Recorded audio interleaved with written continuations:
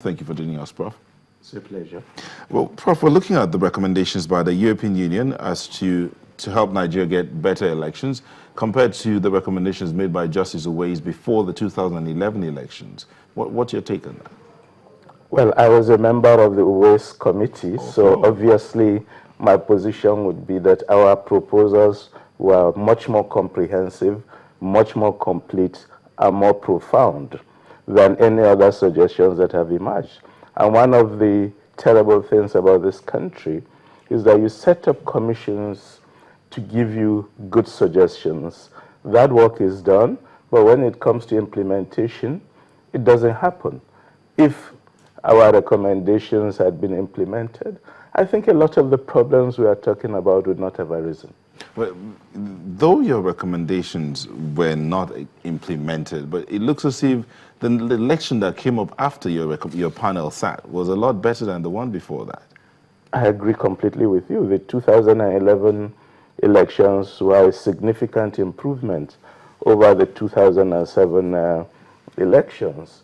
And that improvement was due to the tenacity of the new commission under Professor Jega that has remained really focused on doing all they can within the context of the existing laws to deliver the best possible elections for the country. Okay, let's look at the comparison between the EU's recommendations. You said yours is more in-depth, more profound, more complete. Why do you say that? Because one of the things they talked about is proper analysis of the recent population growth and a review of the electoral constituencies. That has not really been taken into cognizance. For instance, at the beginning or towards the end of 2014, there was that hullabaloo about more polling units being created, and then the National Assembly had to step in. How would that have worked out?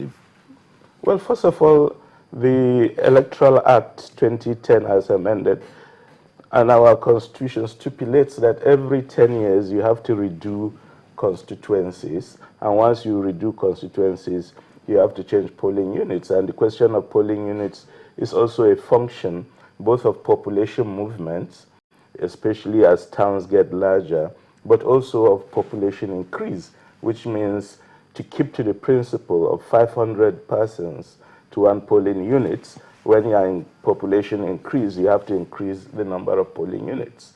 I think all those are straightforward issues.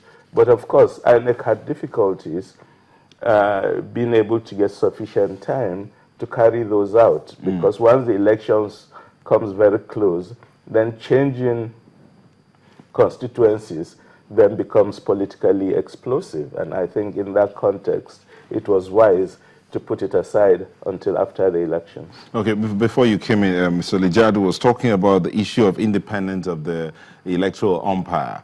Now, in your recommendations, you said something about the expenditure and recurrent expenditure of INEC should come from the Consolidated Revenue Fund of the Federation. Do you think that's one of the reasons why INEC is having challenges now? Because that's what Mr. Lijadu said. No, I don't think they're having challenges in that regard, because that was one of the recommendations that has been implemented. INEC has come out to say they have received all the monies they requested for the elections. Therefore, money is not one of the issues in this election.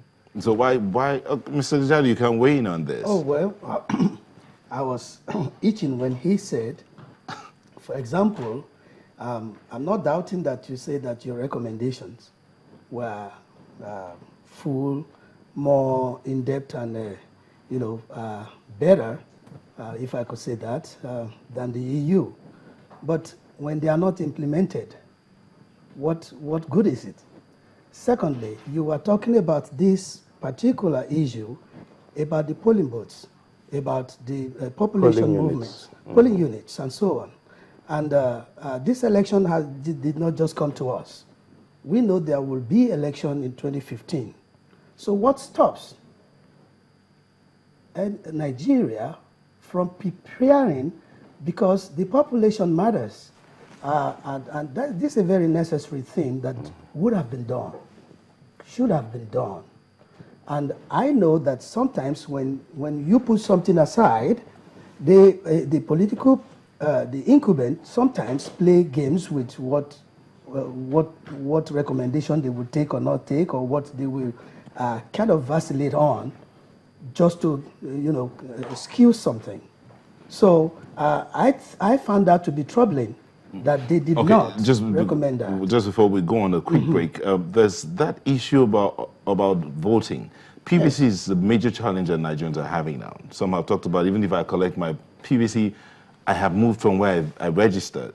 So in your recommendations, and I know that amongst these two sets of recommendations made, there's been a recommendation of electronic voting where you can vote from anywhere you are.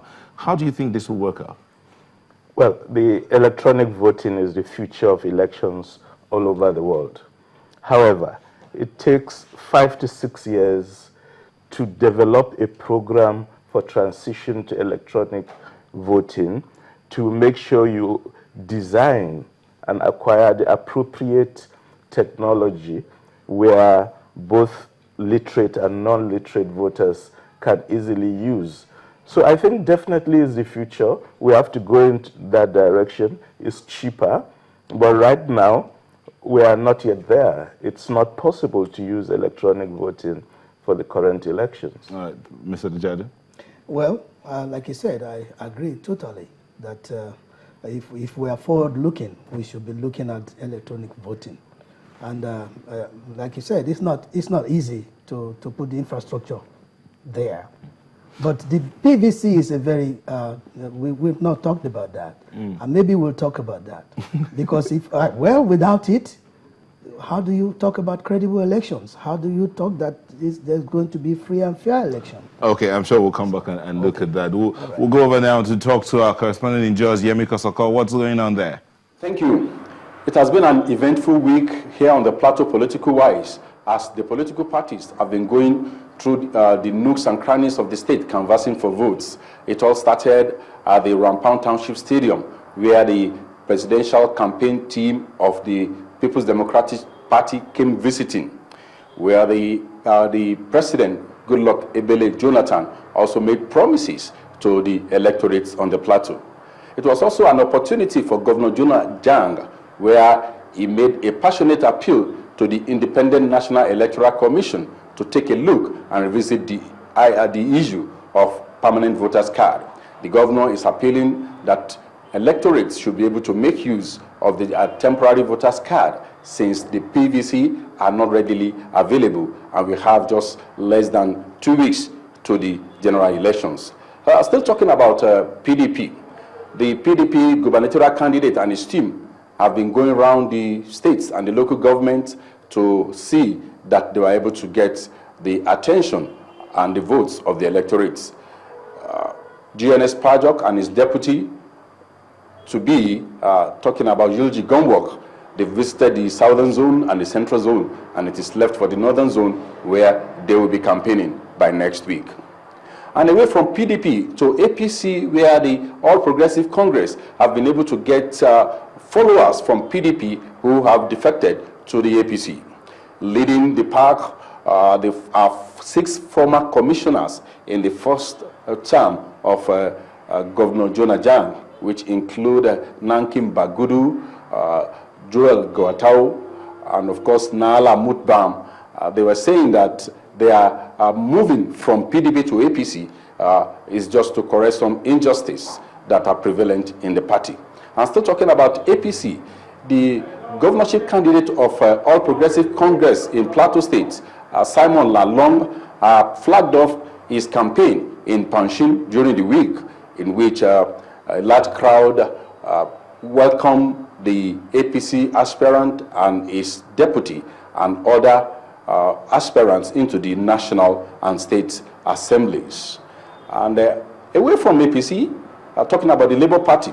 The Labour Party candidate, Bagudu Hesse, has also been going around the state to also canvass for votes. And all is now said with PDP, APC, and Labour Party, while the other parties are yet to make their mark felt on the plateau. Back to you in Lagos.